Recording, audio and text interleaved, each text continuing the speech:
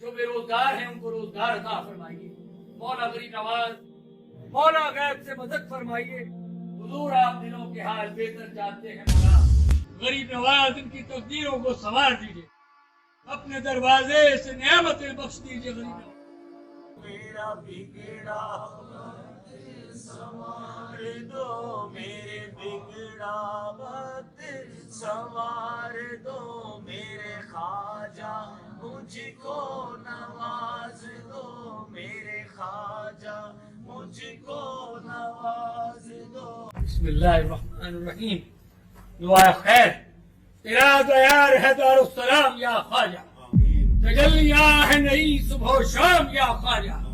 न फिक्र मैं न गमे जाम तेरे मस्तों को, तेरी निगाह से चलता है काम या ख्वाजा।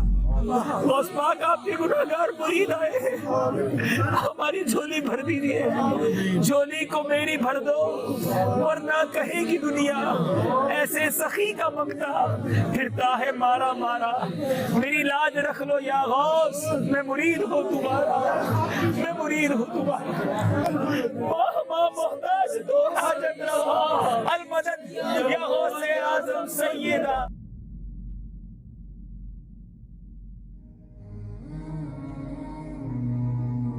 भला किसने आसमानों और जमीन को पैदा किया और किसने तुम्हारे लिए आसमान से पानी बरसाया?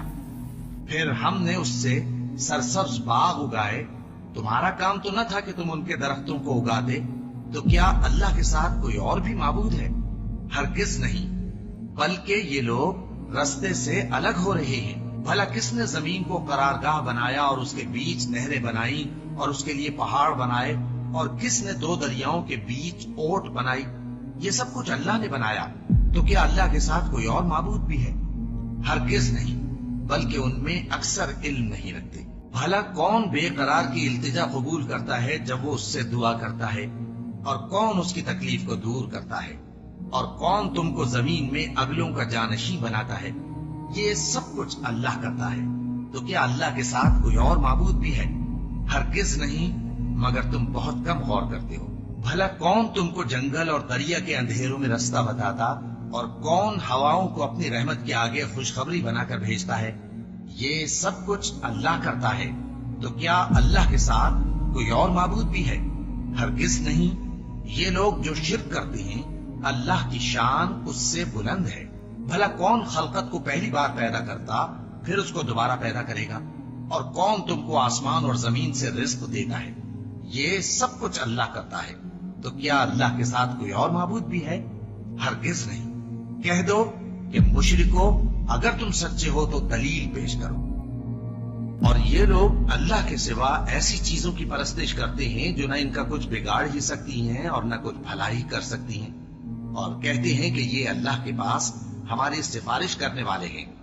कह दो, क्या तुम अल्लाह को ऐसी चीज बताते हो जिसका वजूद उसे न आसमानों में मालूम होता है और न जमीन में? वो पाक है और उसकी शान उनके शिर्क करने से बहुत बुलंद है। क्या इन्होंने अल्लाह के सिवा और सिफारिशी बना लिए हैं? कहो कि खा वो किसी चीज का भी इख्तियार न रखते हो और न कुछ समझते ही हो, तब भी कह दो कि सिफारिश तो सब अल्लाह ही के इख्तियार में है। उसी के लिए आसमानों और जमीन की बादशाहत है, फिर तुम उसी की तरफ लौट कर जाओगे। और जब एक अकेले अल्लाह का जिक्र किया जाता है तो जो लोग आखिरत पर ईमान नहीं रखते उनके दिल घुट जाते हैं, और जब अल्लाह के सिवा औरों का जिक्र किया जाता है तो फौरन खुश हो जाते हैं। कहो कि ऐ अल्लाह, ऐ आसमानों और जमीन के पैदा करने वाले, पोशीदा और जाहिर के जानने वाले, तू ही अपने बंदों में उन बातों का जिनमें वो इख्तिलाफ करते रहे हैं फैसला करे। लोगों, एक मिसाल बयान की जाती है, उसे गौर से सुनो कि जिन लोगों को तुम अल्लाह के सिवा पुकारते हो वो एक मक्खी भी नहीं बना सकते, अगरचे उसके लिए सब इकट्ठे हो जाएं। और अगर मक्खी उनसे कोई चीज छीन ले जाए तो उसे उससे छुड़ा नहीं सकते। तालिब और मतलूब यानी आबिद और माबूद दोनों गए गुजरे हैं। इन लोगों ने अल्लाह की कदर जैसी करनी चाहिए थी, नहीं की। फिर जब जान गले तक आ पहुंचती है और तुम उस वक्त की हालत को देखा करते हो, और हम उस मरने वाले के तुमसे भी ज्यादा नजदीक होते हैं, लेकिन तुमको नजर नहीं आते। बस अगर तुम किसी के बस में नहीं हो तो अगर सच्चे हो तो तुम जान को लौटा क्यों नहीं लेते? اور کسی شخص میں طاقت نہیں کہ اللہ کے حکم کے بغیر مر جائے۔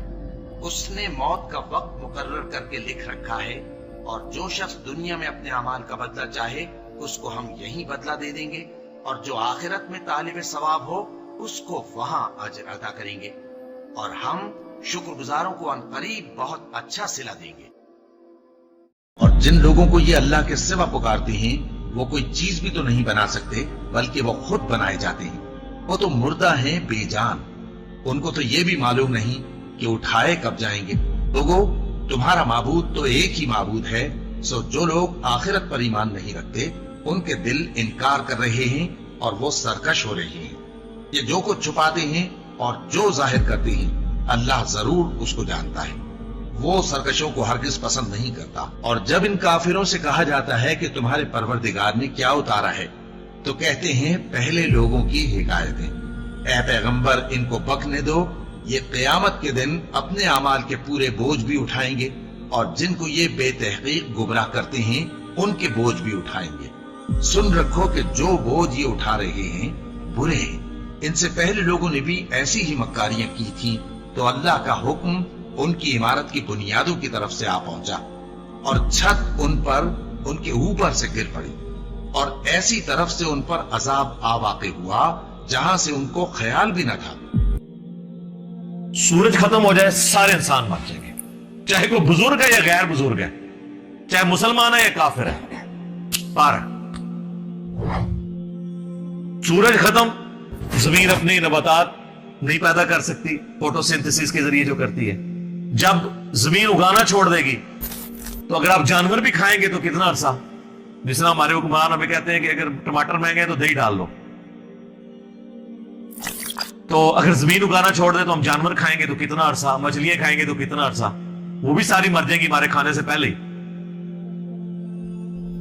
دنیا پہ موسموں کا تبدیل ہونا، ہواؤں کا چلنا، ہر زندہ چیز کی خوراک یہ ایک سورج کے اوپر ڈیپینڈنٹ ہے۔ تو پھر سب سے بڑا مشکل کشا کون ہوا؟ سورج۔ آج تک کسی کافر نے بھی کہا المدد یا سورج میری مدد فرمائیے، ہمیں کبھی وہم بھی نہیں آتا۔ سورج کی برکت سے ہی گلیشیئرز کا پانی پگھل کے دریاؤں میں آتا ہے، زمین کے نیچے بھی دریا چلتے ہیں، زمین کے اوپر بھی، جس پانی سے ہم لوگ زندہ ہیں۔ اور وہ گلیشیئرز تک پانی پہنچنا بھی سورج کی وجہ سے ہے، کیونکہ سورج ایویپوریٹ کرتا ہے سمندر کے پانی کو، وہ ہواؤں اور بادلوں کی شکل میں ہم پر بارش کی شکل میں اور پہاڑوں پہ برف کی شکل میں برستی ہے۔ ورنہ یہ کروڑوں ٹن پانی اگر سمندر سے شفٹ کرنا پڑے اس کا نمک نکال کے گلیشیئر کے اوپر، پوری انسانیت قیامت تک بھی لگی رہی، یہ نہیں کر سکتی۔ ڈیوٹی لگائی بھی ہے، 15 ارب سال سے سورج چل رہا ہے، اس میں فیول کون ڈال رہا ہے؟ اسے کان سے پکڑ کے کون چلا رہا ہے؟ سورج کو خود بھی نہیں پتا کہ وہ کیا کر رہا ہوگا، لیکن سورج کو ہم کیا مشکل کشا مانتے ہیں؟ حالانکہ ساری مشکلیں ہماری وہی حل کر رہا ہے۔ ہم کہتے ہیں سبب ہے، پھر بھی نہیں پکارتے۔ اتنے بڑے سبب کو آپ پکار نہیں رہے تو بابے کدھر سے آ گئے؟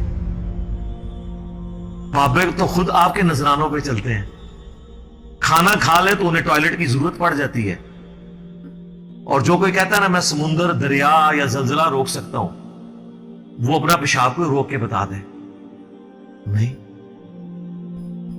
وہ پچھلے دنوں ایک انڈیا کے وہ مولانا صاحب کی ویڈیو بھی اپلوڈ ہوئی تھی نا، کہ شیخ عبدالقادر جیلانی کی مجلس میں ایک وقت کے بہت بڑے ولی بیٹھے تھے، اس دوران انہیں پیشاب آ گیا اور شدت شدید تھی، تو روک لیتے نا، انہیں خود مان لیا کہ بزرگ نہیں پیشاب روک سکتے۔ وہ کہتے ہیں عبدالقادر جیلانی نے این جناب چادر سٹی انہوں نے جا کے ڈگی تھے، وہ پھر کسی میدان وچ پہنچ گئے تھے، فارغ ہو کے واپس آئے، تو روک لیندے نا، اس میں الفاظ ہیں، وہ کہتے ہیں وہ بہت بڑے ولی اللہ تھے، پیشاب نہیں رکا، نہیں رک سکتا نا، انسان بہت کمزور ہے، کھانا نہ کھائے زندہ نہیں رہ سکتا، محتاج ہے۔ سورۃ المائدہ کی آیت نمبر 72 میں آیا عیسیٰ اور ان کی ماں روٹی کے محتاج تھے۔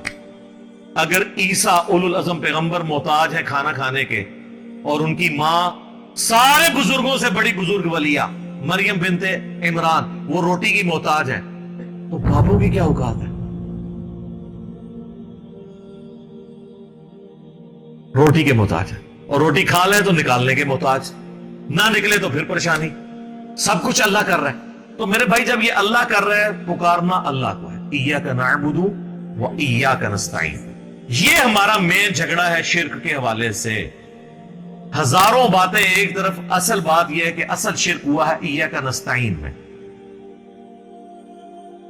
عبادت کی کوئی شکل، نماز، روزہ، حج، زکات، نظر، نیاز، سب اللہ کے لیے، سب دیتے بھی اللہ کے لیے.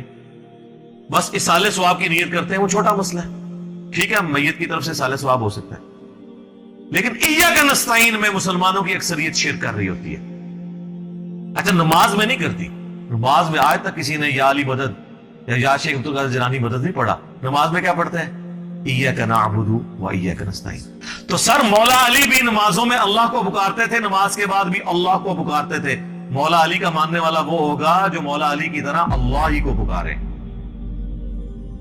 ورنہ مولا علی کا ماننے والا تو وہ نہ ہوا. تو یہ آپ دیکھیں کتنی بڑی جرت کا یہ لوگ کام کر رہے ہوتے ہیں. ہم جب سمجھاتے ہیں تو کہتے ہیں آپ گستاخی کر رہے ہیں. سر جب آپ عیسائیوں کو سمجھاتے ہیں نا کہ حضرت عیسیٰ ابن مریم اللہ کے بیٹے نہیں ہیں، تو عیسائی بھی سمجھتے ہیں آپ حضرت عیسیٰ کی گستاخی کر رہے ہیں. اور قرآن میں تو بہت سخت بات آئی ہے. سورہ المائدہ کی آیت نمبر 17 میں لَقَدْ كَفَرَ الَّذِينَ قَالُوا إِنَّ اللَّهَ هُوَ الْمَسِيحُ ابْنُ مریم. بے شک وہ لوگ کفر کر رہے ہیں جو یہ کہہ رہے ہیں کہ عیسیٰ ابن مریم ہی اللہ ہیں. اس کے بعد کتنے سخت الفاظ ہیں. قل اے نبی تم فرماؤ فَمَن يَمْلِكُ مِنَ اللَّهِ شَيْئًا، اللہ کا کوئی کیا بگاڑ لے گا. ان اراد ان یہلک المسیح ابن مریم وامہ ومن فی الارض جمیعا، کہ اگر اللہ ارادہ کرے کہ عیسیٰ ابن مریم اور ان کی ماں کو اور ساری مخلوق کو ہلاک کر دے، اللہ کا کوئی کیا بگاڑ سکتا ہے. اچھا شرک کیا عیسائیوں نے، مثال دے دی عیسیٰ ابن مریم کی.